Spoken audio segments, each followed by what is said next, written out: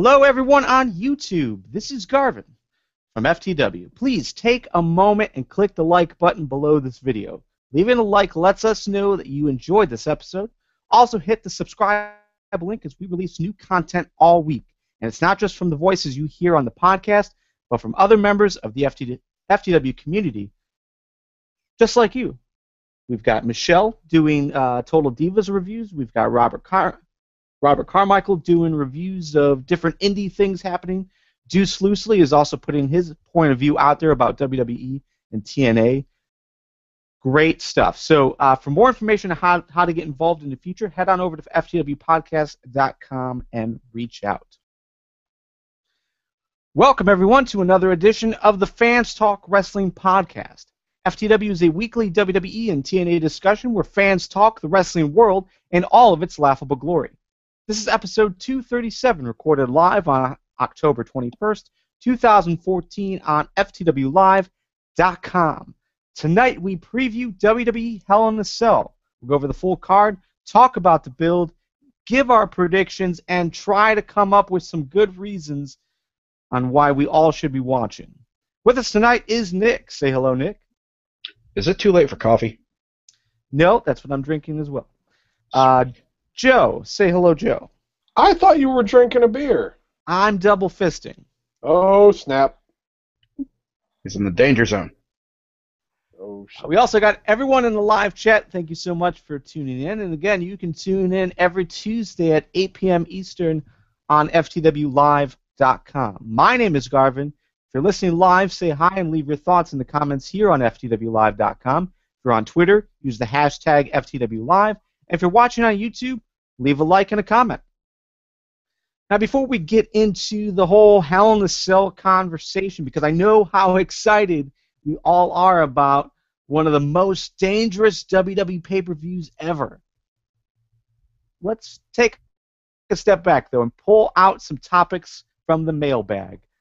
This is something we don't do often enough, but you guys left a bunch of comments on our YouTube channel, on the different videos that we released this week, and we're going to bring them in and kind of, just listen to what you guys have to say and comment as we go. So should we make fun of them too? Because that'd be fun. We can make fun of them. I know they've made fun of us, so it goes both ways. Yeah, it does. Fair is fair. All right, so last week, and again, this is all feedback that we got from FTW236, which was our Bound for Glory recap episode. So last week, when we reviewed TNA Bound for Glory, we listed some of the reasons why we thought it worked for us, as well as why we thought it was a bad pay-per-view for both fans and TNA as a whole. Nick, you and I, we both tried to list both sides. Apparently, though, we didn't list everything that was wrong with the pay-per-view, and our friends on YouTube and Google Plus helped us out with some additions to that list. So, Amandeep on Google Plus, here were his problems. 1, no SixSided Ring, so it didn't feel like a TNA-produced show. 2, you can't call it your biggest pay-per-view and not have your biggest stars booked, i.e. Austin Aries, Bobby Roode, and Lashley. And 3, your main event was disappointing, although the Sonata Storm storyline is good. DJ Clean Styles on YouTube said, 1, the card was assembled only a few days before it took place, and 2, production looked horrible. So real quick, just comment on what's being said. I think we touched on a lot of this, Nick, as far as it didn't necessarily feel like a TNA show. It felt really like a Wrestle One show. So production was off. It was weird. But yeah, I think not having a SixSided Ring probably hurt it a little bit, at least for continuing, just continuance. We're used to seeing it now. It'd be nice to see it at a big pay-per-view. But the fact that we didn't have Bobby Roode and Lashley was also a huge deal. Something we didn't really touch on. Yeah, but I mean, like, not having the SixSided Ring, I get why people complain about that, but it wasn't just... If it was just TNA guys, yeah, they really should have had it. You're throwing guys in there, practically half the card was non-TNA guys. Yeah, basically. So why are you throwing everybody out like that? Like like the reason they did the four-sided ring is so that those guys weren't so awkward. I mean, what do you do? I think they made the right choice. As far as production value goes, you can't take all your production shit over. If you were going to, I mean, you could pull a WWE and do that, but I don't think TNA has the full-on resources. Plus, once again, it's a joint show, and you're going to somebody else to do the show. You gotta weather the storm as best you can. Yeah, I mean, this show didn't look any different from other Japanese shows I've seen. Any shows held in that same venue. It was either New Japan or All Japan that held an event in Korakuen Hall a day or two after, and it doesn't look any different. So it didn't look bad. It looked different, and I think that's where a lot of people get hung up on. And like you said, Joe, I mean, you can't have a six-sided ring when you've got guys that have never been in a six-sided ring. You need to make accommodations on both sides. Yep. Okay, but the biggest item on this list from Amandeep and DJ Clean Styles, I think, also said it. The fact that we didn't have Bobby Roode versus Bobby Lashley or just the World Heavyweight Champion on the show, it did lessen the importance of the event. Overall, as far as how the American audience would take it, but overall, it is what it is. Thanks everyone. Again, I know we try to be more positive than negative, but you guys definitely help us out with pointing out as many negatives as you can come up with, so that's cool. All right, so moving on from that, while we try to stay away from speculating on where Bully Ray and Devon could end up, now that, well, at least Bully Ray, now that he's gone from TNA, there's a lot of people that want to see them return to WWE for one last run. So just real quick, this from Kieran Blaney, and apologies if I got that name mispronounced, but Kieran said, I would love one last WWE run for Team 3D. We all know the tag division needs it. So what's your guys' thoughts on that? Do you think Bully Ray and Devon can do something constructive at their age, at this stage of their career? Do you think they can do something good for WWE? They could. I think if anything, they could do a role like they did in TNA, which is be that tag team that everybody sees, and it has all the history, all the cred, and put other teams over. Make other teams look good. Use your legacy to rub guys the right way. Giggity. Yeah, could 3D do that? Absolutely. Just look what Goldust is doing. He's doing an excellent job right now, the best he's looked in years, and I have no doubt 3D could do an even better job. Would they? No, I don't think so. I don't think there's interest on either side, to be honest. Bully's got a reputation backstage for being very blunt, very straightforward, and that's not really an atmosphere where that attitude would thrive. If he's going anywhere other than, or if this team is going anywhere other than back to their academy to train more wrestlers, it's going to be to go to Japan, I think. Yeah, I'm with you guys, and obviously we'll have plenty of time to discuss this because there's still those rumors out there that they might be going to Global Wrestling or Global Force Wrestling, whatever Jeff Jarrett's thing is. So yeah, we have plenty of time to speculate, but I'm with you guys. I'm not sure where they fit in, what really makes sense for the fans that want them back for nostalgia purposes. They'll never get what they want because we don't have the full picture. TNA tried to catch that. They tried to do that with the Hardys, but that was two pieces of the pie. WWE will only have the one, and no other team really makes sense going up against them in that capacity. So I don't know. I think they could help, but yeah, I'm not giving my hopes up. Last week we showed our general disinterest on Rusev versus Big Show. So Che Alexander on YouTube. Nick, are you guys related? Not to my knowledge. Oh, okay. Che said, "Come on, guys, please don't sleep on Rusev.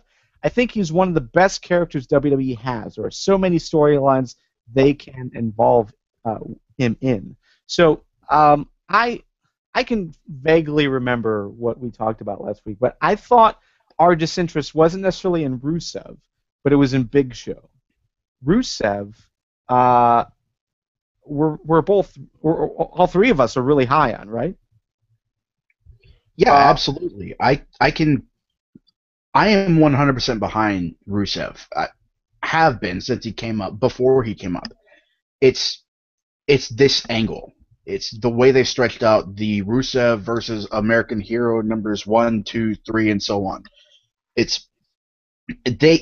Rusev is a versatile character. He's a versatile wrestler, and I agree. There are a lot of storylines he can be involved in. So what we want is for him to be involved in those other storylines because we want this one to end. See, I'm not fully behind Rusev. I like him better than Big Show right now, but I don't feel there's anything going on with him. I mean, you rip out Lana, and I find her to be I think she's waning quite a bit on the tolerability scale, and there's just not much to him at all. And I'm just waiting for them to do something. They need to get him past what he's doing right now so that they can do something interesting with him, because right now he's boring to me. I can see that, Joe. I mean, I don't necessarily like what they're doing with Big Show. I think it's more along the lines of me not being interested whatsoever in anything Big Show has done. But Rusev is a great talent. I think Rusev can do a lot of good things, but we need to get past we need to get past this whole Russia versus USA thing, or at least against guys that against guys like Big Show. Mark Henry, yeah, none of that really interested us, and it's not because of Rusev, it's because of who they're facing. Yeah, so just to clarify, Jay. Finally, we talked about why we didn't feel like John Cena was a credible contender for the WWE Championship against Brock Lesnar. DJ Clean Styles begs to differ, saying the last match they had, Cena pretty much had the man beat until he got hit over the head with a briefcase. So last week, I think it was me, Nick, that said that I can't see John Cena as a credible threat because of how much he was, just how he was destroyed by Brock Lesnar for that first match. Anything that happens after that is going to be hard for me to believe, just because of that beating, the 16 suplexes in a row. It's I don't know. It's a hard thing to imagine Cena being credible. And again, I just want to clarify the difference. I did this on the YouTube comments. We're going to say it out loud here. You know, there's a difference between being a credible challenger and being a mouse that is able to get a few hits into the cat when the cat is letting the mouse, run around in between swats. The thing is that Brock Lesnar was playing with Cena. That's the only time Cena got any offensive move on Brock is when Brock let him do it. As soon as Brock wanted to wrestle, he destroyed Cena. So I don't believe it. I don't believe that Cena can do it. You guys agree, disagree? I agree with you completely.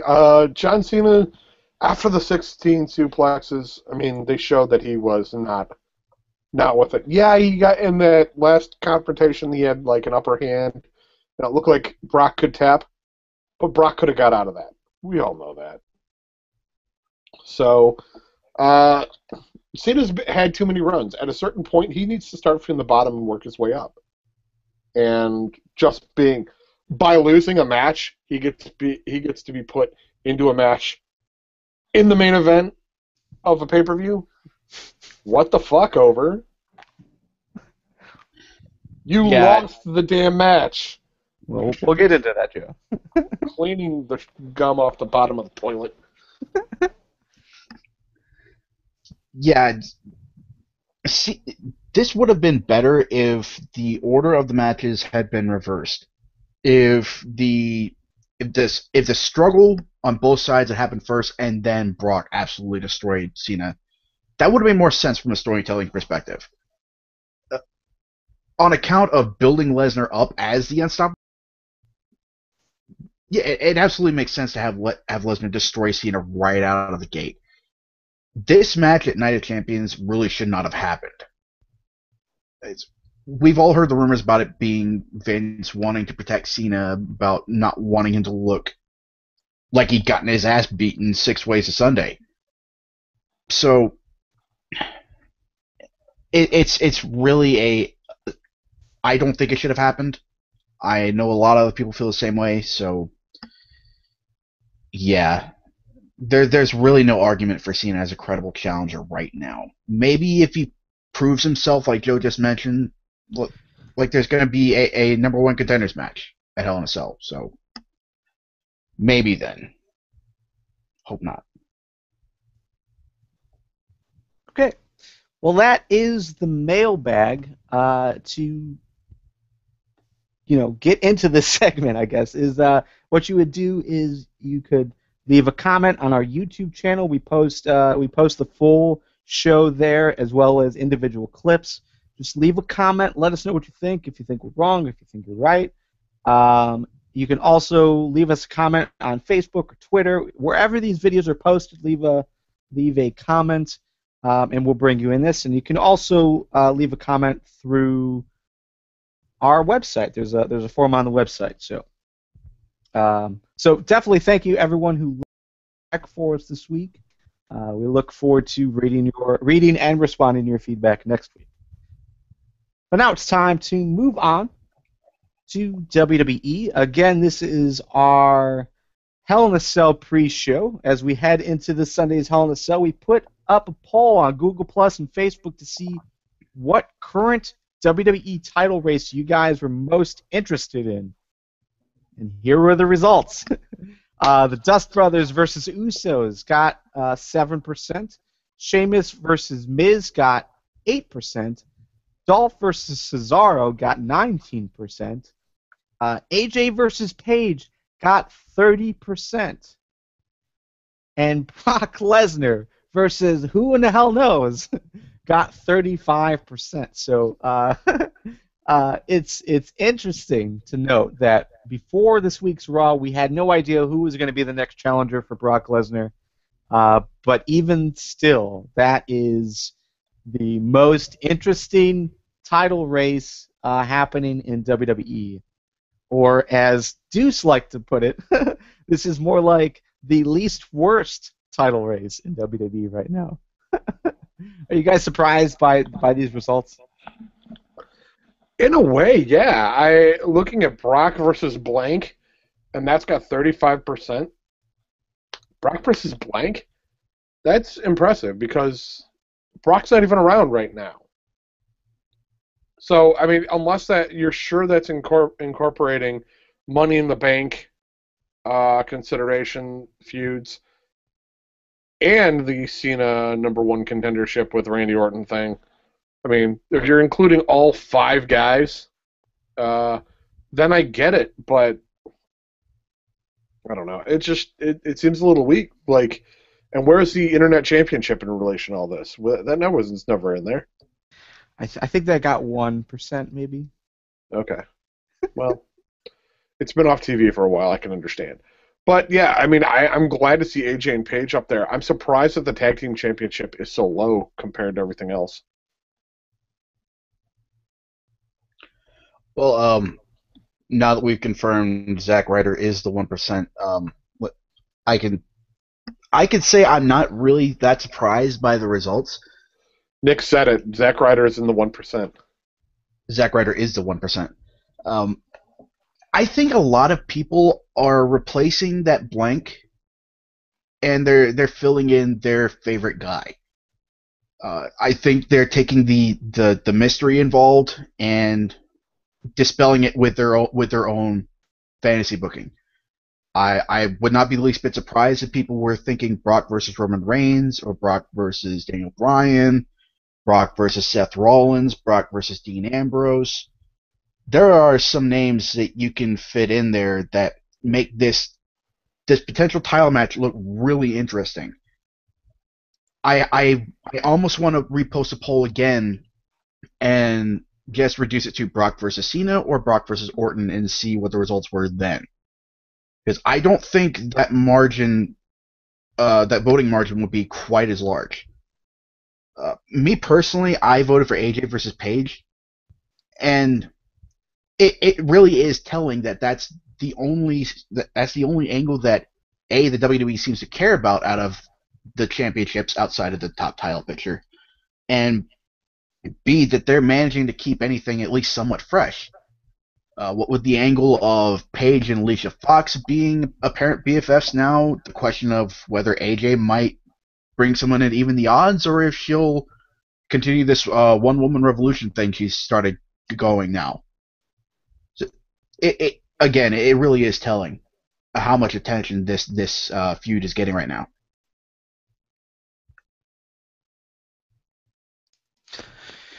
Yeah, I'm not necessarily surprised. I mean, anything we've seen has been negative as far as feedback on Facebook, Twitter, or any of the conversations we've been having online, or even our conversations, here on the podcast. We've all been pretty down on just about every title race happening. So I'm not necessarily surprised that Brock versus whomever is the highest, because we know what like all of these other title races and what they're doing, and the title race itself isn't interesting. Yeah, on paper, Dolph versus Cesaro looks great, but not how WWE is handling it. Same with Sheamus and Miz. On paper that should be okay, pretty decent, but it's not. Because we're not focusing on the title, we're focusing on Damian Sandow. So I don't know. So all right, but let's dive into WWE Hell in a Cell. We've wasted enough time trying to avoid talking about it, so let's get it over with. Let's talk about it. Here is the card. We've got one match that we feel is still likely, and I think in total we've got we got 7 matches. We got 7 matches on the card, so it's still likely that we might get it, but we're not sure. Anyways, it doesn't matter. Dolph versus Cesaro this week. We saw Cesaro defeated. That Cesaro defeated Ziggler cleanly. Very good match, but obviously champion once again got made to look bad. So, real quick, overall thoughts about this feud and your predictions. Joe? Oh, you went to me? Go to Nick first. Nick? I love the feud. Everybody loves this feud. It's the title race that kind of sucks, because ultimately it doesn't matter. Within the context of the WWE, they don't care about this title. So this match would be excellent, just like every other match they've had is excellent. It's just, why should we care if you're not going to do anything with it? All right, Joe, your thoughts on Dolph versus Cesaro? I think Nick's right. It's that if WWE doesn't care about it, why should we? But this is probably going to be one of the more talented matches on the card. Cesaro is phenomenally talented. Dolph is incredibly talented. Sells like a motherfucker. So, I mean, this should be an entertaining match. But yeah, the Cesaro beating Ziggler clean makes an interesting point to bring up during the match for the commentating team. I might be having a stroke. Well, while you slowly recover from that, a man deep posted on Google Plus. We all know that Ziggler hasn't really gotten the push that we thought he would. Even as champion, he still seems to be wavering a bit with just his push in general. He's losing match after match. So Amanda posed the question, maybe WWE would be willing to book a strong Intercontinental Champion if Cesaro was given a strap. Do you think that would be the case? Why would they now when they haven't before? They tanked him on his U.S. title run, and when he was with Heyman, he got that Andre the Giant Battle Royale trophy, but not even a month later, and they smashed the shit out of the trophy. I don't know if the WWE considers him to be a guy that can really push a title. His past career says otherwise, completely otherwise, but I don't know why they would change now when they've been booking the title the way they have been. Yeah, I mean, I get the fact that they don't seem to give a shit about the IC title, but putting it on Cesaro could be interesting if they've got something for him to do. They obviously haven't had anything for Ziggler to do with it. They threw it on Miz. They didn't have anything really for him to do, but other than to give it to Ziggler. It's a title that's been languishing for a long time, just like the U.S. Championship, and what do you do to refresh it? I don't know. Yeah, Nick, your first sentence was my answer, which is, if they hadn't done it already, why would they do it now? I mean, they had plenty of chances to make Cesaro legit, whether that's the Andre the Giant Battle Royal, or whether that's him as a U.S. champion, or when he was in one of the most over tag teams with Jack Swagger. They never really gave him the opportunity to get a title and do well with it. So no, I don't think the IC champion, if Cesaro was holding it, I don't think the IC title would be treated any differently than it is now. Sadly, but it is what it is. So, real quick, if this match happens, who do you think would walk out with the championship? Cesaro, or does Dolph retain? Nick? I'm casting my vote in favor of El Hijo del Gun. If you don't catch the reference, Heelbook released a Hell in a Cell preview video. Very, very funny. We'll link that in the show notes. It's magnificent. Joe? Yeah, I'm definitely going to have to check that out. I'm going to go with... Part of me says Ziggler, only because there's no reason to change it, and there's been very little leading up to even think that they'd change it. And anytime Cesaro needs to come up big outside of that Andre the Giant Battle Royal, his opponent always finds a way to one-up him. So I'm going with Ziggler. All right, I'm going to go with Cesaro just because I don't know. It feels like the right choice. Real quick, Deuce loosely in the live chat says the WWE only names champions. They don't build or develop them, and I think that's been pretty accurate from the get-go, and you could even say the same thing for how they've been handling Brock Lesnar as of late, which is they haven't been. So, all right, let's move on from that to the official card as it stands right now. And again, this is Tuesday night. So we've got the kickoff. The kickoff is Mizdow TV. This is going to be Damien Mizdow. He's going to be doing his version of Miz TV, and he's going to interview The Miz. So, just quick speculation on what you guys think might come of this. The commentary team this week, and I might have missed it if they've been doing it for a while, but I noticed this week for sure. They've been really pushing the idea that Damien Mizdow is more over than The Miz. They confronted Miz with that topic. So, do you guys think that they're starting that split? That this might continue that split, or what? What's your speculation as far as A, the split, and B, what's going to happen in this interview?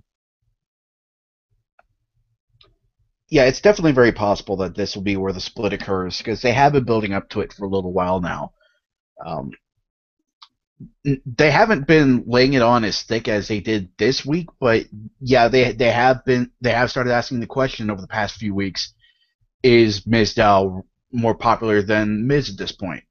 And it's very clear that he is. The crowd is popping for Mizdow as he's mimicking the Miz's movements outside the ring. It's pretty hilarious. So I think this might actually be where the split occurs. I don't think this is going to be where the split occurs. I think that it's going to be this is going to continue on for a while because there's no reason for them to do it right now. I mean, it might spark a little bit of it, but I don't think it's going to be happening right now. I think they've got a lot more they can do with the two of them before they split them. So there you go. Yeah, I definitely think we have some time before that happens, but I think they might lean into it a little bit more this week, or at least this segment. Now that we have Damien Mizdow having some mic time to go against the Miz, it might get brought up there. But real quick, just wanted to throw this out. This is from the internet, but there's a breaking news story. WWE scandal. This is the headline, by the way. WWE scandal. Sources claim Miz not doing his own stunts. Did you guys hear that? That story? Oh my Really? stars! I can't believe that one. I think it's a lie. It's from Kayfabe News, but from what I know, they're pretty reputable as far as internet wrestling goes. Internet wrestling news sources. Anyways, I believe in kayfabe news. yeah, that should be interesting how that one plays out. So, good luck to the Miz. All right, so let's move on from that. Golden Stardust versus the Usos for the Tag Team Championships. Who you guys got? What do you say here? I'm going to go with the Usos. I don't think they've done a whole lot with Golden Stardust, but the Usos could get it back, and then we could probably see the Wyatts come in and wreck some face. Here's to hoping. It's either that or we're going to see the Ascension. Yeah, that's where I'm starting to lean. I'm wondering if this is where the Ascension makes its debut. And if the Dusties do retain, that's the move that makes most sense to me if they eventually want to turn the Dusties back face. I suppose there's a case made for Harper and Rowan doing that, but the rumor has been that the Ascension has been prepping for a move up for a little while now. So, where better to debut a team as brutal as those two than WWE's most dangerous pay-per-view? But to answer the question, I also believe the Dusties are going to retain. Yeah, for me, this all comes down to habit. It seems like the habit right now for WWE is, at least for the tag team titles, the last few champions, and I could be wrong, my memory is horrible, but I think for the most part, every champion has held it for a while. The Usos held it for at least 6 months, right? Does that sound right? I think that's right. They held it for a long time. Yeah, thereabouts. So Golden Stardust is their first real title defense. So I'm going to have to say they retain, just because there's no real reason to take it off of them. They're doing awesome still. We were really high on, or at least I was really high on the work that these two guys are doing. And to take the title off of them so soon would be really odd. So, yeah, I think you gotta keep titles on them. So that's where I'm going. Golden Stardust with the win. All right. So next, Brie Bella versus Nikki Bella in a loser becomes the personal assistant of the winner. How disappointed are you now that they've added this stipulation to the match? Nick? Not terribly. That doesn't ruin the match for me. I may not be terribly interested in seeing the aftermath on Raw, but the match itself, I'm still pretty interested in. If these two are ever going to have a good match with anybody, it's going to be with each other because of the obvious chemistry there. So, and these two have come a long way in the last year. So, I've said it before, and I'll say it again. I want to see what these two can do. I want to see what they can do, but this stupid personal assistant stipulation just killed it for me. It really did. Because on that one, I think Brie's going to lose, and we'll have Nikki be the that she is, and then after a month, we'll see Brie snap. And it's either way, Brie will snap early and be out of the WWE again to go take care of Daniel Bryan, or she will snap right at the end, and then we'll have another match in which Brie will win, and then we'll forget all this ever happened. I'm going with Nikki as the winner. Yeah, same here. I don't know, guys. I was really okay. Let me take that back. Let me restart. I was okay with this prior to this stipulation. You know, it really wasn't that great, the story up to that point. But you know, the fact that we were going to see what these guys, what these two ladies can do in the ring, and it was pretty cool. You know, I was interested in it. I wanted to see what would take place, but then they add this stipulation, and it just doesn't make sense. I don't I don't get it. Like, obviously, you know, it's about making life a living hell for the other, and that's okay, I guess. But at the end of the day, like, there was this need to separate the two, and we're not going to get it. You know, instead they've changed the story. They've ruined the story for me to do it this way. They could have done it a number of different ways, and it would have been fine. But this killed it for me. I'm okay with the match. I think the match might be worth watching, but the story isn't. I don't care what happens after this. I don't care who wins because I know I won't like what they're doing in segments or in the ring or anything. I think it's gonna be a sideshow, and it didn't need to be. So that's my thoughts. So I'm gonna go with Nikki as well. Might as well. Okay, let's move on. Cool. Sheamus versus Miz for the U.S. Championship. What's your guys' thoughts on this? Do you think that Miz Dow? How do you think Miz Dow should be used in this match? We'll start there and go ahead and give your predictions. Miz Dow should be the distraction, the one that causes Sheamus the match and puts the U.S. Championship on the Miz.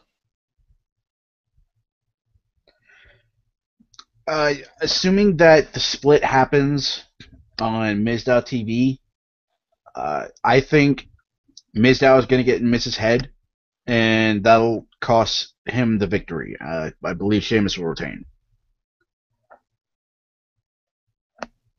This week on Raw, we saw Miz not take the match and allow Damien Sandow to take it for him.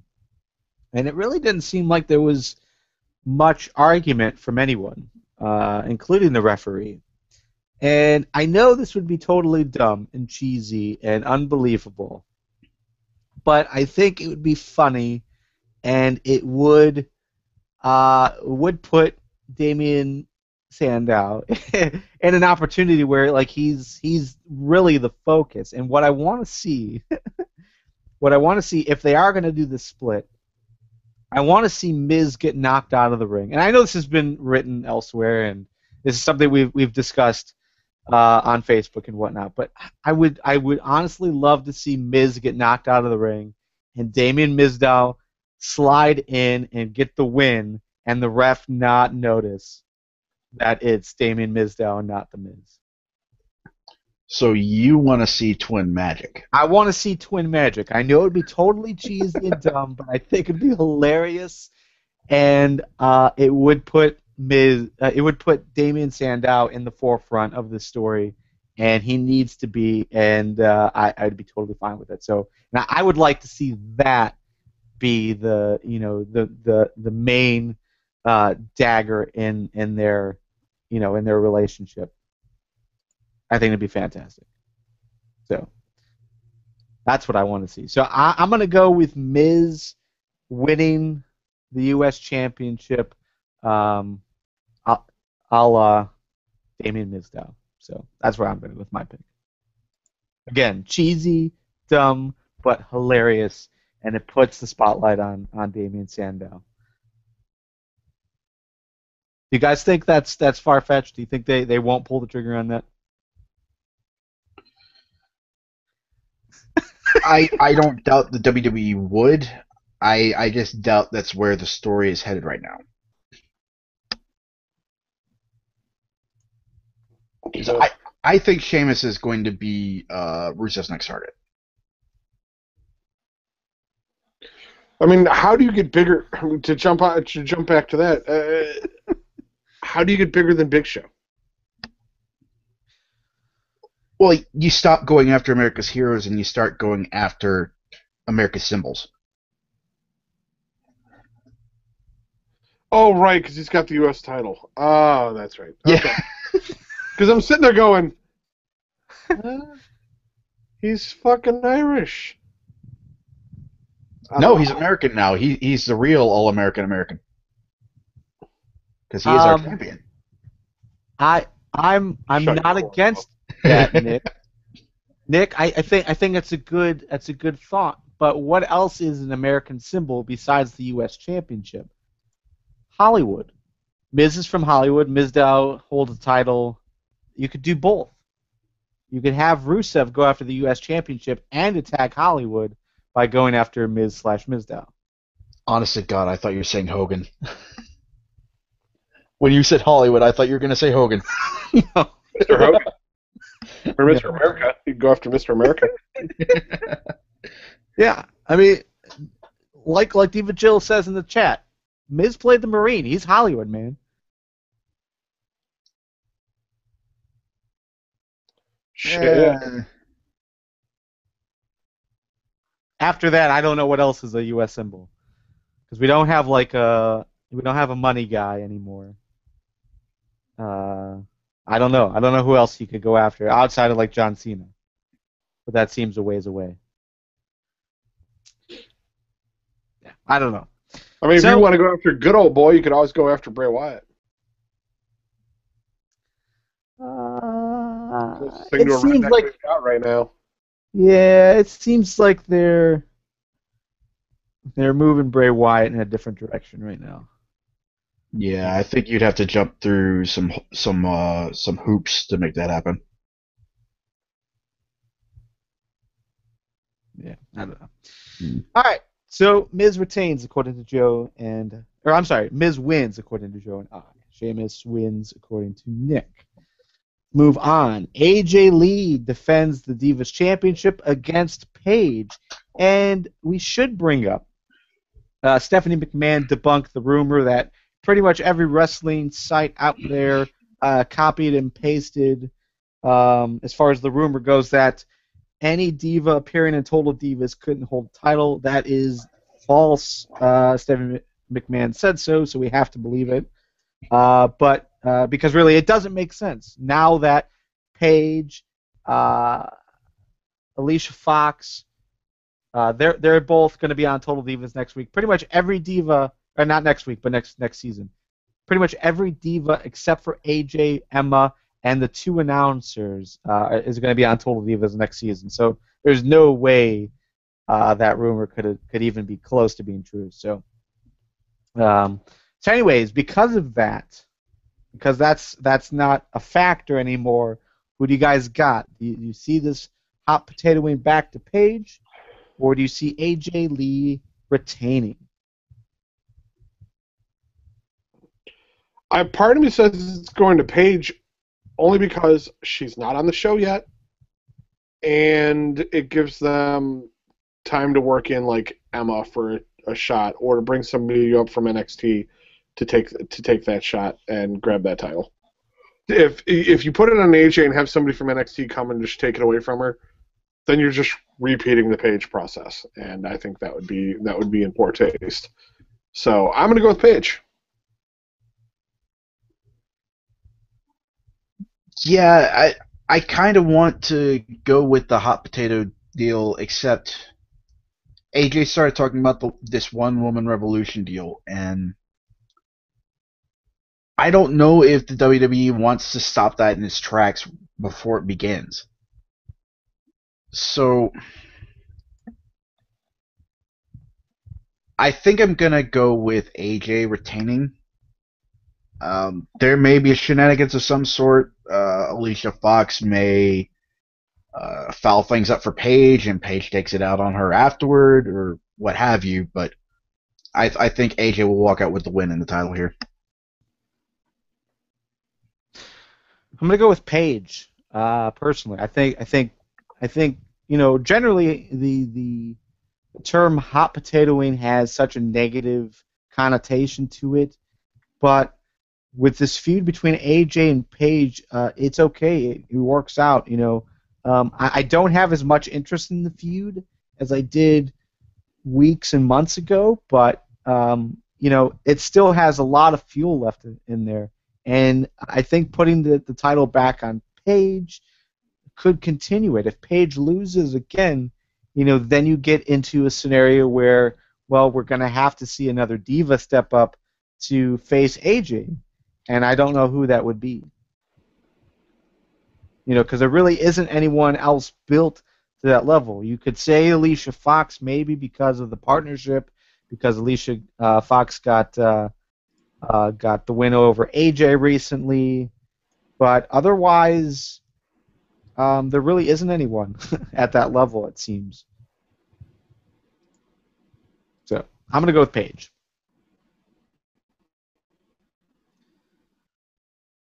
All right, and that takes us to Rusev versus Big Show.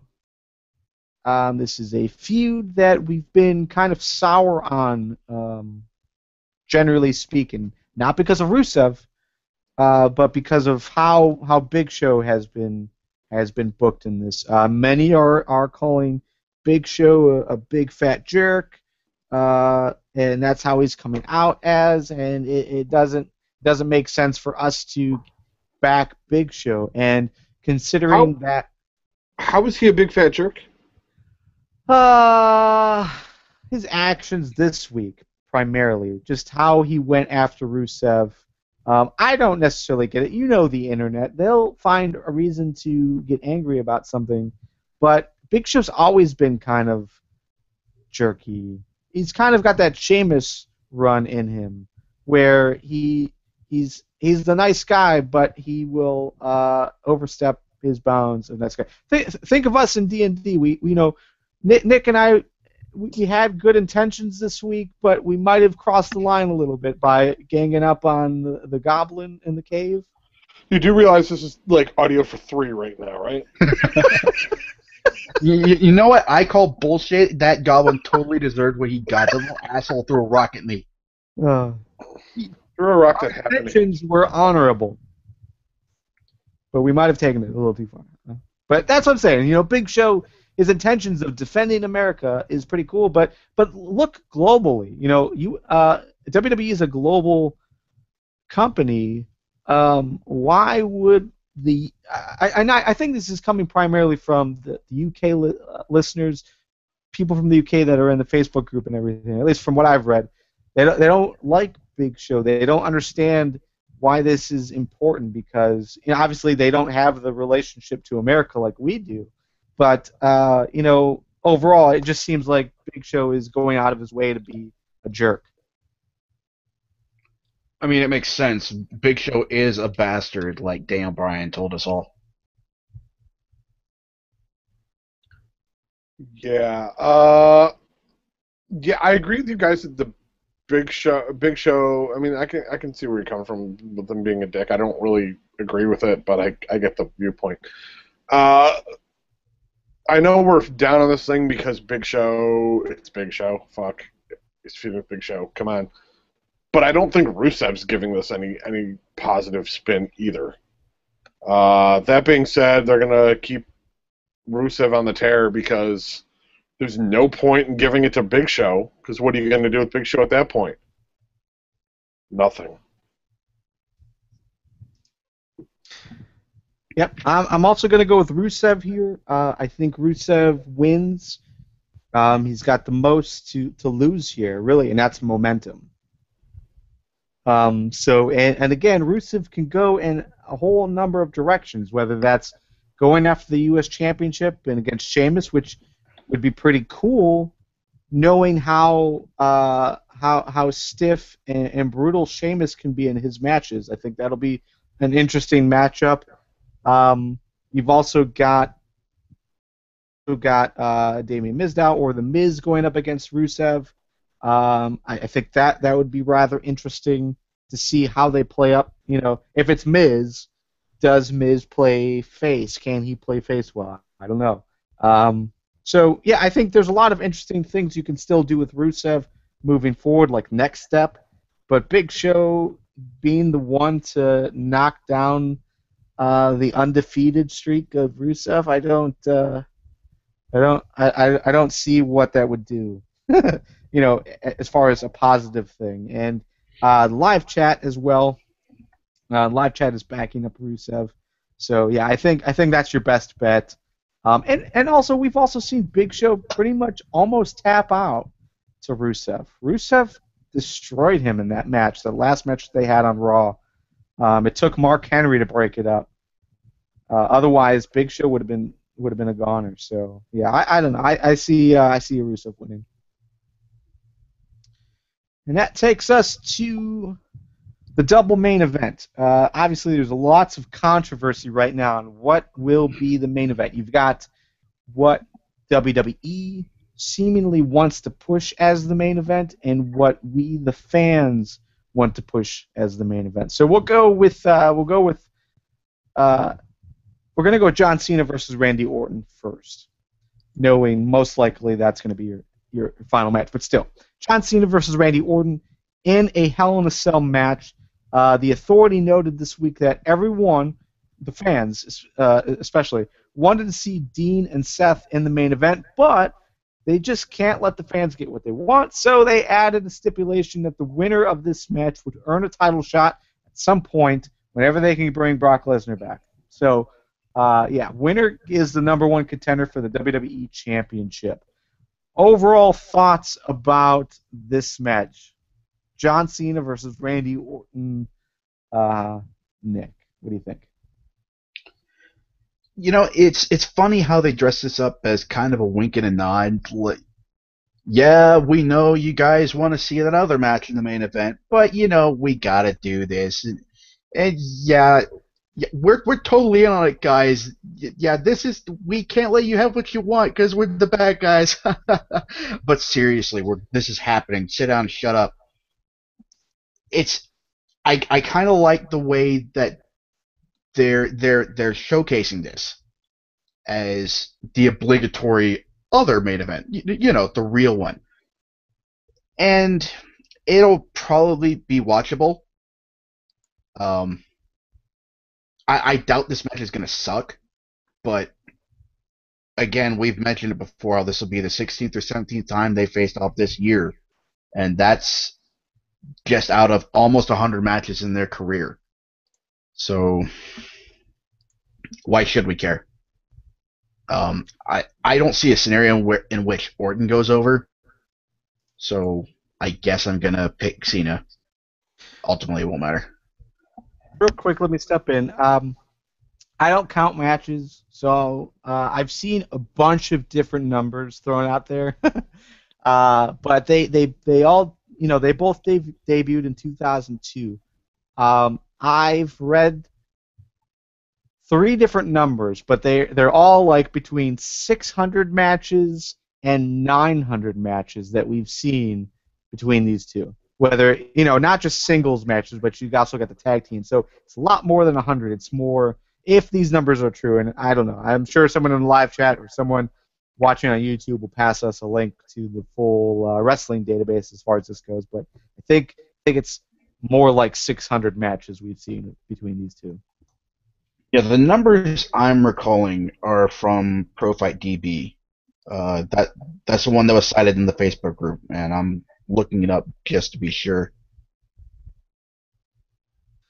All right, well, Joe, regardless of how many times we've seen this, do you want to see it again? Yeah, no, this bores the shit out of me. I don't want to see it, but if we're going to see it, I want to see Orton win. Yes, I know those words actually came out of my mouth. Holy crap. For no other reason than we don't know when Roman Reigns is coming back. And it was Orton who put him out, wasn't it? Well, no, it was a hernia that put him out. No, but I mean, storyline wise, they were gonna have that match. That was like the next thing. But it was the same day as the pay-per-view. Right. Yeah, but I mean, you've got him and Orton. You do him and Orton. Let's say he comes back and spears Orton post match. Then you have Orton versus Reigns. Reigns wins, goes after Lesnar. Then you got must see TV. I mean, I don't see anybody else unless you're going to play the Superman card with Cena. I don't see anybody taking the title off of Lesnar until Reigns is ready. Or Bo Dallas. Let's be honest. I mean, he is worth 5 John Cenas. No, 5 Stone Colds. 5 Stone Colds. 5 Stone Colds. Yeah. For me, I'm to be perfectly honest, I don't give 2 shits about this match. I don't care. I don't want to see it. But at the same time, we rarely see bad Orton matches. John Cena, from a wrestling standpoint, has done much better as of late. The last couple of years, for sure. So I'm not totally against the match. I'm tired of the feud. I don't want to see it anymore, but it is what it is. This is our generation's rivalry. This is the only one that is really a rivalry, considering how much they have fought back and forth for world championships, for WWE championships. So I'm not as against it as a majority of everyone on the internet. But no, I don't want to see it just because it's being forced on us, and not just in storyline, but really, I mean, like what Triple H said on TV this week is real. We want to see Dean versus Seth, but we're going to give you this match as the main event anyways, because this is what we want to happen. And I think that is that's crap. That goes against what's best for business, I think. So, as far as who wins, though, who goes on as your number 1 contender, I'm going to go with Randy Orton, just because I like the teasing of Randy Orton versus Seth Rollins. I think that would be nice. That would be a nice easy transition once they get off the title, get the title off of Brock Lesnar, to put it on Orton, to then have Orton versus Seth Rollins right away. I think that would be really cool. Nick, you've got some numbers. What's the number look like for you? Yes, so these numbers are coming from ProFightDB.com and searching for matches featuring both John Cena and Randy Orton. It's important to note that this search brings up matches where they are opponents and teammates. So it does have matches where Randy Orton and John Cena are on the same side, but just the matches where they are facing each other, be it singles match or... I'm sorry, Nick, is this televised matches or just on Raw or everything? These are televised matches. These don't count dark matches or anything like that. Okay. Just facing off against each other, they have faced off 75 times to date since they debuted. A few other times in OVW before that, but that doesn't count. Just this year, they faced off 16 times already. Hell in a Cell will be their 17th match. So that number's a lot lower than what I was reading on Reddit and anything else. It looks like there are around 100 matches listed here, including the ones where they are partners. So I imagine that's where the number in the Facebook group came up. Okay. 600 matches is insane. That might be counting dark matches and live shows, but yeah, you know what? Now that I'm thinking back to it, the heel book Hell in a Cell preview video package thing, I think that said around 600 matches or something like that. Yeah, that does sound familiar. Which might have been sarcastic, and I should have taken it as such. I was just curious if Randy Orton versus Christian came anywhere close to Randy Orton versus John Cena. Randy Orton and Christian came up, it looks like 43 times.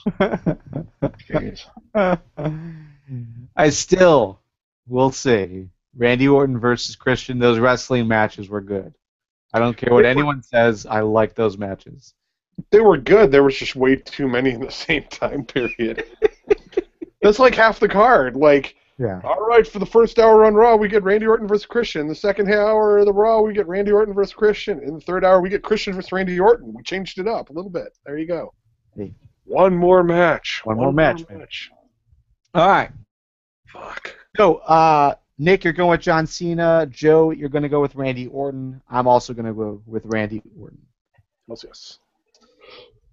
And that leads us to the internet's main event, what really should be the main event, based on the stories that WWE has been telling.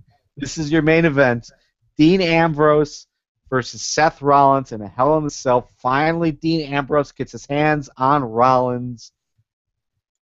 Overall, thoughts on this match? Nick. It'll be an excellent match. There's no doubt about that, and it'll probably be match of the night.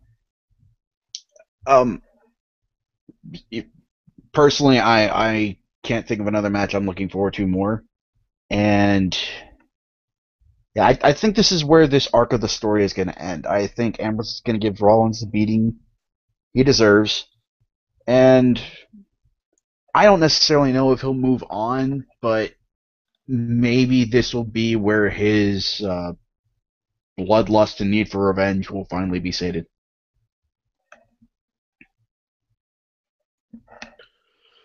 Yeah, this has so much potential to be the best match on the card.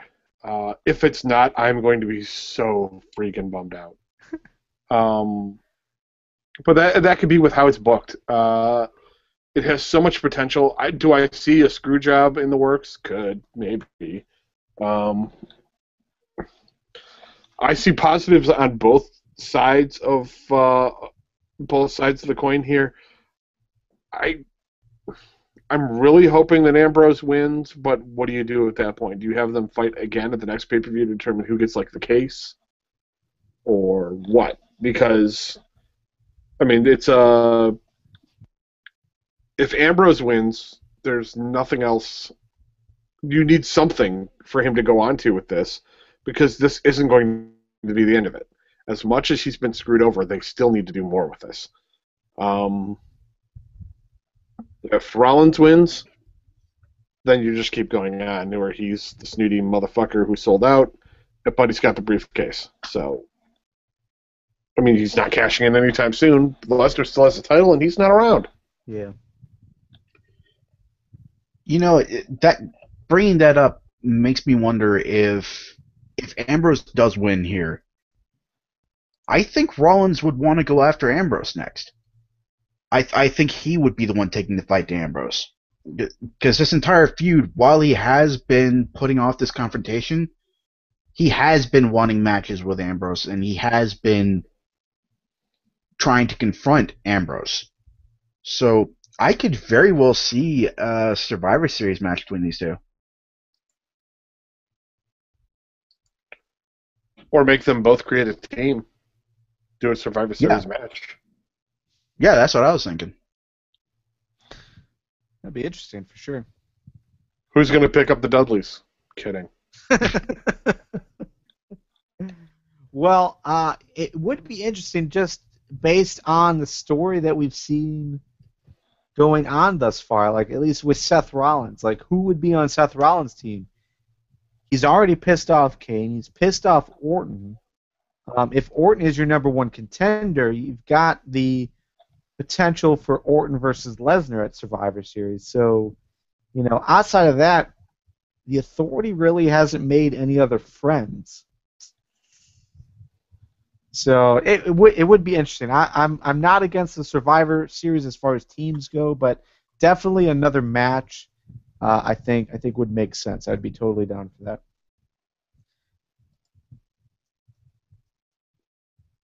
Cool. But as far as this match goes, it's weird.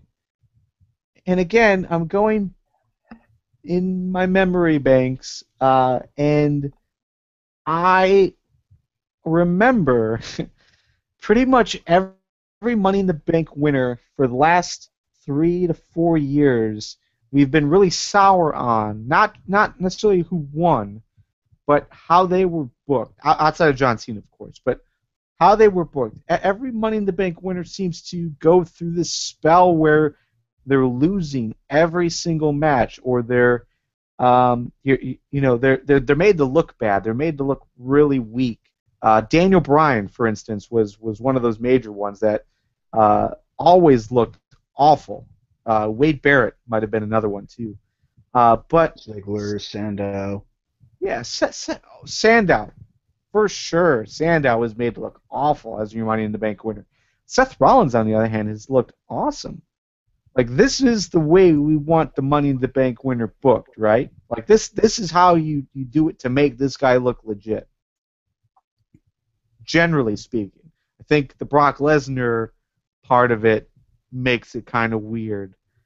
just because, if we can't see Cena being a legit contender, it's hard to look at Rollins as a legit contender. So, because of that, I don't know. But remove Lesnar from the equation, and I think this is probably the best build and story continuation from winning Money in the Bank to now for someone. I think Rollins has definitely been booked very well, but at the same time, Dean Ambrose has to win. I really want to see a Money in the Bank guy lose, but Dean Ambrose has to win this match. I feel like just the way they've built this, how they had to write off Ambrose early in the story, it seems like Ambrose has gotten the Raw deal every single time. It's time to give the fans some vindication, something to cheer about, and we're all totally into this match. Internet and people live audience as well. So I think having Ambrose win is that good feeling, and there aren't many good feelings on this show. There aren't many opportunities for a good feeling moment, but this is it. So for me, it's For me, it's Dean Ambrose wins. Joe, who are you going for again? I completely forgot who I was going for now. You didn't write that. Yeah, I know, and that sucks. I'm going to go with Ambrose. Okay. All right, so we're all going to go for Dean Ambrose. Real quick before we move on, though, because the internet has to find something to complain about, It seems that some bloggers out there think that WWE is making Dean Ambrose feel too jokey, especially after his in-ring segment this week. Do you feel the same way? Do you feel that Ambrose is doing too many bit-style segments where it's too much humor for him? No. I will admit that the hot dog cart bit with the spraying the mustard and everything, like, I don't know, turned my stomach a little bit. Thought it was too hokey. It's showing that the character thinks outside the box. Like when he was watching See No Evil 2. Was that it? Is that Kane's movie? Mm-hmm. Yeah, just blank. I swear to God, I'm not drunk or stoned or anything. I am. Good for you. But, you know, where he's watching that, he's like, you see how vicious he is? We're going to have to be prepared, John Cena. And, like, it shows us that unstable, weird angle of the character, and I like it. I think on the whole, it's been pretty good. Yeah, this tells me less that Dean Ambrose needs to serious up and more that some people need to get out from up their own ass. Oh, snap! Oh, what? Yeah, it's the character. Yeah, he's a lunatic fringe, but he also really doesn't give a shit about the risks or the odds. He is the Joker. This is what he does. He does ridiculous, insane shit that you're just not expecting. And I wasn't expecting something straight out of the wackiest side of Japanese wrestling where he pile drives a dummy. But I think it was also pretty unorthodox, pretty neat that the WWE would allow something like that on their product. Yeah, especially because it's banned. It's a banned move. I mean, come on. Yeah, exactly. Is he going to get fined for that dummy? Yeah. It's fun. It's not too serious. It's in character. Just stop bitching, sit back, and enjoy the show.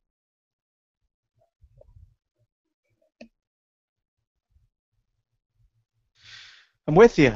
Yeah, again, it's the internet finding something to hate on. I don't get it either. I think it fits with what we knew from Dean Ambrose before the Shield. He was kind of, and even in the Shield, he was kind of wacky. You know, just the facial expressions he would make, and it's not necessarily funny. It's just, I don't know. I mean, to me, it's fine. I think it's fine. Generally, everyone thinks it's fine. Deuce thinks it feels forced, but whatever. I mean, overall, I think it fits what Dean Ambrose is as a character. We just, you know, as a WWE audience, as an audience that hasn't really seen Dean outside of the Shield gimmick, you know, we just have to learn who Dean Ambrose really is. And a lunatic fringe will do some funny stuff sometimes. You know, just deal with it. All right, so overall, you know, what we do with pay-per-views generally is we talk about the stories and we talk about you know, how the stories build into the matches and where they're going next.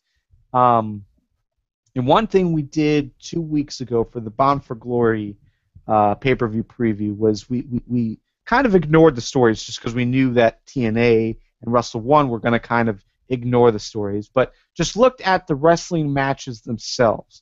And I'd like to do the same thing here for this pay-per-view. And just looking at the wrestling matches that we have on paper, we've got Goldust and Stardust versus the Usos, Sheamus versus Miz, AJ Lee versus Paige, potentially Dolph versus Cesaro, Rusev versus Big Show, John Cena versus Orton, Dean Ambrose versus Seth Rollins. From a strictly wrestling point of view, despite how we got here or where the storyline is going next, do you guys feel that this is an actually good card? Wrestling-wise, I'm going to say yes. Especially when you've got, when you've got the potential of where'd it go? Dolph Cesaro. Dolph Cesaro, Dean Ambrose, Seth Rollins, AJ versus Paige. Very solid wrestling matches. Tag team match will be great too. Yeah, on paper, this is a great card. There's not a bad match on this card. And in a vacuum, I think this pay-per-view would be, if not excellent, then at least above average. There's the argument that Rusev versus Big Show wouldn't be that great, and I know a lot of people are saying that the Bellas match is going to suck, but it's, again, in a vacuum, completely disregarding storylines, this would be a good event. The only problem being, of course, that you can't consider it in a vacuum. But yeah, for the purposes of this discussion, absolutely. Agree. I think on paper this is a good card. Everything that we've talked about should be good wrestling. And John Cena versus Orton. I know, Joe, you left this out of your list as far as good matches, but I still think that these guys can deliver a good match wrestling-wise. It might not have all the moves we would like to see, but I think it'd still be pretty. It'd still be a good match. So, yeah, overall, Hell in a Cell. That's your Hell in a Cell preview. Should be a good show. Yeah, the build was kind of awful. Yeah, we don't necessarily agree with where the stories are going, but as a wrestling pay-per-view, as a wrestling card, the card is good. It's worth watching, so we're going to be watching it as well. So we'll talk about Hell in a Cell more next week on FTW238. We'll do the full review then. So let's quickly move on. Some brief notes. First of all, NXT's their next live event is going to be on December 11th. WWE TLC is on December 14th, so we're going to be previewing both on our December 9th edition of the podcast. So mark your calendars. That's going to be a good one to listen to, just because we're really going to be spending a lot of time on NXT, which sadly is something we don't do enough. TNA, sadly, we don't have enough time to really get into today, but just real quick, this week on Impact, we saw Havoc easily defeat Madison Rayne. The Menagerie is apparently still a thing, and they're still feuding the Bromance for whatever reason. But hey, Crazy Steve picked up a win, so there's that. Ethan Carter introduced his new bodyguard, Tyrus. You may know him as Brodus Clay, so that's a pretty big deal. Should be interesting to see what happens with Brodus Clay. He had his first match this week against Shark Boy, and it was a squash match, but it was your typical Brodus Clay match, so nothing much has changed from him on that side of things. So should be interesting to see what happens there. Devon is apparently still on the roster, so even though Bully Ray is gone, Devon is still here. It looked like they were going to make him the next feather in the American Hardcore Icons cap, the next guy for EC3 to defeat. But then Bram got involved, so who knows? Who knows actually what's going to happen? But and also Bobby Roode defeated Jeff Hardy, EY, and Austin Aries to earn another title shot against Bobby Lashley. So that's your number one contender. I think they're going to have a contract signing this week, which should be okay, I guess, for contract signings go. So, yeah, lots of things happen in TNA. That's pretty cool. Also, coming up next week, an 8-man tag team tournament starts to decide who will earn a shot at the Wolves. And hopefully, when it's all said and done, the Wolves can actually wrestle a match, because Davey Richards' leg is broken still, from what I've heard. So, we'll see. Oh, and Nick, go ahead and say that out loud. Just looking at the roster page for Impact, Bully's still there. So negotiations may be going on behind closed doors. Yeah, but you can't always trust TNA's website. I mean, they're not the best at updating the website, so... They haven't had a Ric Flair situation in quite some time. Yeah, I don't know. we'll see. I mean, again, like we said at the start of today's conversation, there's a lot that we can speculate as far as where they're going to go. But everything that I've seen seems like he's gone. Devon, it was surprising to see him though. So that kind of contradicts everything I've read too. So who knows? We'll see. We'll talk more about that next week. And that leads us to win fail. Joe, what is your win of the week? Actually have two, and I don't know if one of them was actually last week because I was not last week. First one being that Foley was on Raw to hype the Ambrose Rollins. No. Yes, yeah. Ambrose Rollins match. I really enjoyed that. It's not often I want a guy to come back and do stuff like that, but I think it was fitting, especially because, Foley's crazy and Ambrose is crazy. So I liked that. The other thing was, Nick, I believe you posted on the Facebook group the tweet about EC3 getting rid of Spud. Yes. And someone was like, well, I just bought a whole bunch of Spud merchandise. And EC3 came back and went, you do realize that I get all this, I get all the royalties, asshat, or something like that. And, that was brilliant. I love the fact that they're bringing the storylines into Twitter for little things like that. That's brilliant. Run with stuff like that because it gets the fans involved. It gets them to interact with the wrestlers. And we know that TNA guys do interact with us. The argument that Rob got into with Crimson was one. We've had a few responses back. I have gone back and forth with Devon. I've gone back and forth with EC3. Very good conversations on Twitter. Yeah. So yeah, I mean, back and forth with Victoria. Yeah, Victoria. What was she in WWE? I mean, in TNA. Yeah, she was in TNA. Tara. Thank you. So yeah, I mean, TNA has been great as far as I'm sorry, not TNA, but the wrestlers at TNA have been great at continuing that story, that character on Twitter, and really interacting with fans, including us. WWE guys don't do that. I really don't even know if WWE guys use Twitter. I think that's all WWE PR agents and whatnot. So. Xavier Woods is the only one I can think of off the top of my head that really does it to the degree that the TNA guys do it. Yeah. Nick, your win of the week?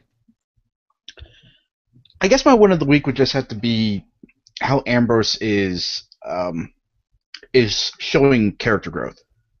I like that he's not just sticking to the psychotic, manic, obsessive guy that just wants to get his hands on Dean Ambrose. I like that he's displaying some other psychotic / neurotic tendencies, like watching a horror movie before a match and displaying exactly what he's going to do to Rollins with the dummy and the whole manslaughter by hot dog cart thing a few weeks ago. I like that he's going outside the box, that he's keeping people on their toes and not just getting defined by one single trait of his. It's very promising as far as his future goes. Okay, from the live chat, we've got the TNA 4-way elimination match for the #1 contendership. We've also got Foley on this week's Raw. Yeah, I mean, for me, I guess my win of the week, I don't know, man. I didn't really have a win of the week prepared. Yeah,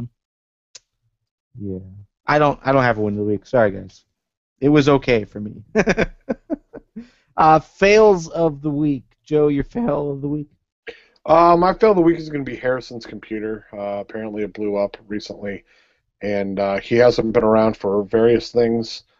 And it really is a damper on your day when you can't get a response from Harrison when you get a good jab in. Yeah, that really is my fail of the week. Okay, Nick. I guess my fail will be that we have never seen Ziggler put on a mask and go by El Hijo del Billy Gunn.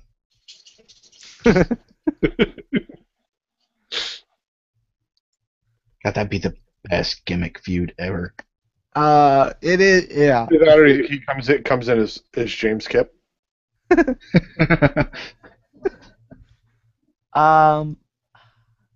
Yeah. Again, I was middle of the road pretty much everything that took place this week, wrestling wise. Even from the TNA side, it didn't necessarily have a fail. I guess if anything, I had a fail with. It would just be the depth of the Knockouts division. At Bound for Glory, we saw the mostly complete domination of Velvet Sky by Havoc. This week, we saw the complete domination of Madison Rayne by Havoc, and I can't think of anyone else on that on the roster that can face Havoc. It's not to the point of Brock Lesnar for sure, but it's just a matter of who else can they push there? Taryn Terrell maybe. They really haven't done a good job making her look as good as she did before she left. It's not exaggerated like the Brock Lesnar title reign is, as far as his dominance over everyone, but there just isn't anyone else in the Knockouts division that I could see be a legit contender, a legit challenger. So I'm sure someone on YouTube will let us know if we're wrong there, but I can't think of anyone. Fails from the live chat. Raw, it had too much talking. And also all the rematches. I guess people are upset with Hell in a Cell just being a lot of rematches from what we've seen earlier on in this month on Raw and what else. So, yeah, I don't know. That's it. Any final thoughts before we head out, guys?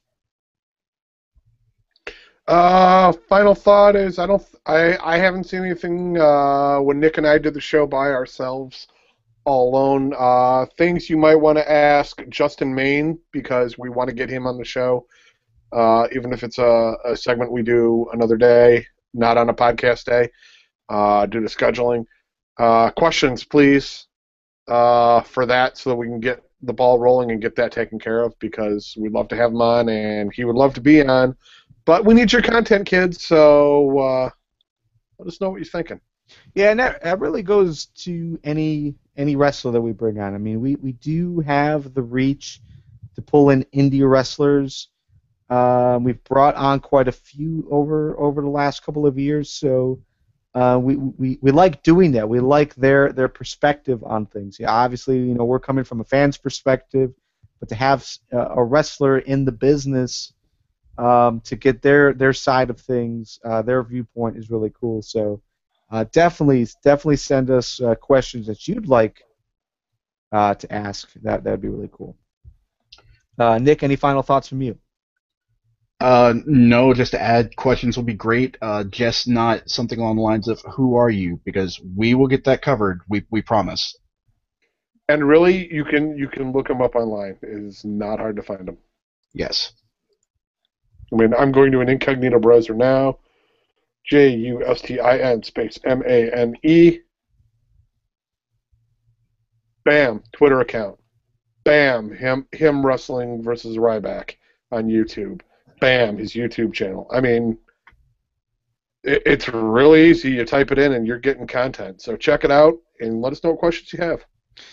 Yeah, and real quick, the live chat is giving me fails for missing their wins and fails. This is a fast-paced moving show, guys.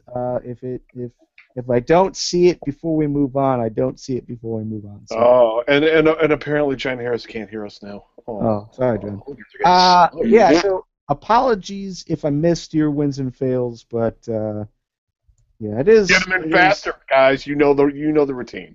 Yeah, I mean, when we start talking wins, we're going to be looking for fails like any moment. So This wouldn't have stood when I was king of the live chat. Yeah. Final thought from me is this week I was really happy with the type of feedback that we got, specifically from YouTube and Google Plus. It was really nice to just see the comments coming in. You know, whether it was on Google Plus or whether it was on YouTube directly. You guys let us know when we were right and when we were wrong, and that was nice to see. I mean, we've been doing this for almost 5 years, and we don't get enough of that type of reaction from you guys. It seems like as soon as we're done on Tuesdays, we kind of move on to other things, and I'd like the opportunity to do more mailbag type segments where we're, you know, basically reading what you guys had to say about the last episode and correcting any mistakes we may or may not have made, and just continuing the conversation. It's what we've always wanted to do, was, you know, have these talks every Tuesday that Joe Harrison, Nick, and I do, and whoever else is on, that we start conversations with it, and those continue throughout the week. So more of that. Oh, I got one more thing. Yeah, go ahead. Even though she'll never hear it, happy anniversary to my wife, because our anniversary is on Monday. There we go. Aww. Yeah, I know. I'm an ass kisser, aren't I? Happy anniversary, happy anniversary, happy anniversary, happy anniversary. Yeah. Is that a Florida thing? I don't know. I'm tired. Let's go. Yeah, Garvin's tired because he's used to having dinner at 2:30. All right, let's move on. Thanks, everyone, for listening. That's the show. You can go check out FTWpodcast.com for more information about us and how to get involved in the future. And join us live each and every Tuesday at 8 p.m. Eastern on FTWLive.com. For myself, Joe, Nick, and everyone in the live chat, we will see you next Tuesday. See you guys. Light up.